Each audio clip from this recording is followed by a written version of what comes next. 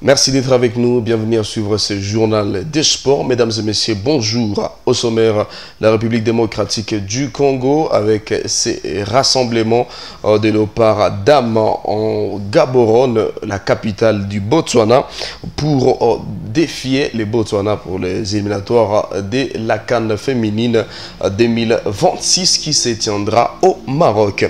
Nous reviendrons également sur la situation du Sénégal qualifié pour les seconds tour sans jouer un seul match.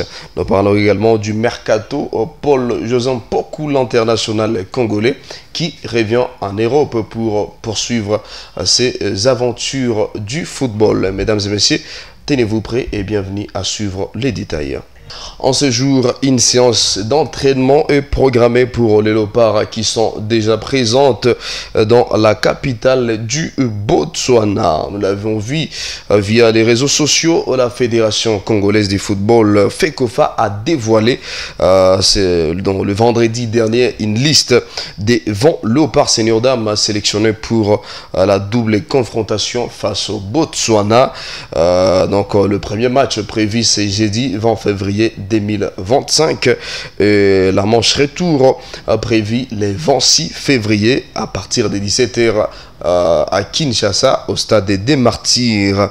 Et donc comme nous le savons, le premier match qui se tient c'est jeudi va se passer au stade de Obed Itani et Chulume dit Gaborone en match aller bien sûr, et les matchs retour prévus à Kinshasa dans cette phase des éliminatoires de la Coupe d'Afrique des Nations 2026 qui se tient au Maroc.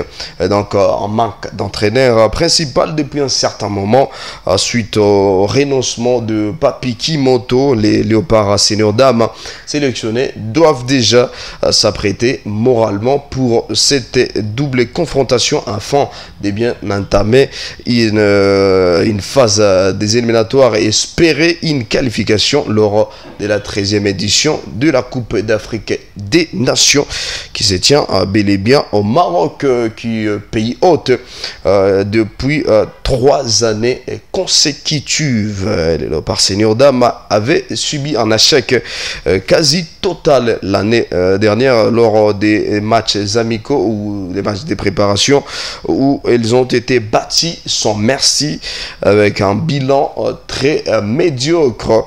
5 défaites en match nul dans 6 rencontres disputées. Et donc cette sélection est en manque de vitesse et de performance, ce qui pourrait compromettre les résultats. Mais nous espérons que l'équipe va se remettre à niveau et faire mieux. Parce qu'on a vu l'année dernière, l'équipe était quasi absente.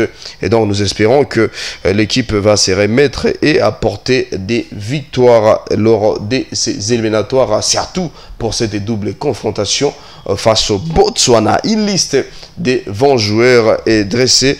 Et si on peut retrouver les gardiens, on retrouve Ngoyi et Kondé, les défenseuses. Il y a Vuluku, il y a Mawanda, il y a Kizinga, il y a Ngoyi et Siluvangi.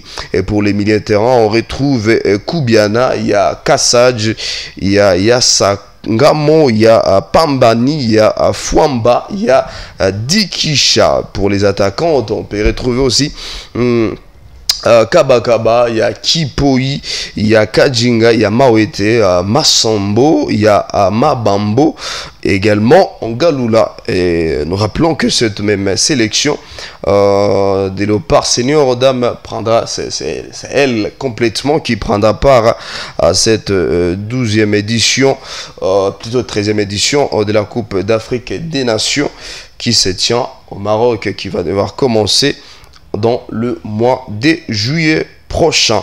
Alors, si on peut aussi parler de cette actualité, toujours dans le même thème, en CAN féminine 2026, le Sénégal est qualifié pour les seconds tours sans faire un seul match ou sans jouer un seul match. L'équipe nationale féminine du Sénégal, voulais-je dire, s'est qualifiée pour les seconds tours des éliminatoires de la Coupe, des éliminatoires de la Coupe d'Afrique des Nations CAN féminine 2026 après les retraits bel et bien de son adversaire, les Tchad, pour cette compétition. Mais c'est Sylvain Kandoki pour plus de détails.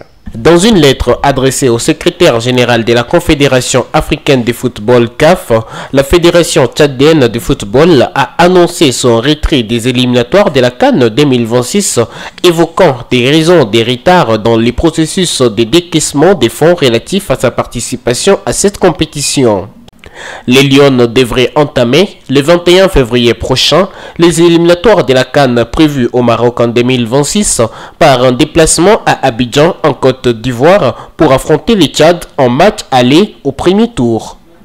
Après les matchs aller à Abidjan, les Lions devraient 5 jours plus tard accueillir les Tchadiennes au stade Lat Dior d'Étier pour la manche retour. Par conséquent, les joueuses de la Mamé Moussa Cissé se qualifient pour les second et derniers tours des éliminatoires où elles affronteront la Côte d'Ivoire. Les Lions préparent déjà la CAN Maroc 2024 qui se jouera à Casablanca et à Rabat entre le 5 et 26 juillet prochain. Les protégés des Mamé Moussa Cissé sont logés dans la poule A avec les pays organisateurs Maroc. Et pour parler du mercato, Paul-José Mpoku revient en Europe.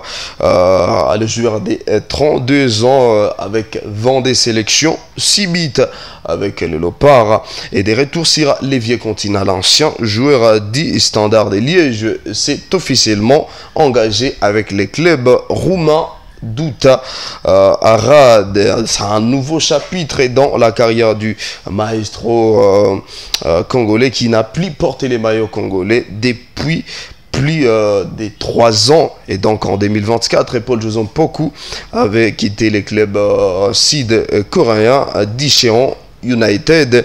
Et il a trouvé un nouvel employeur en Europe.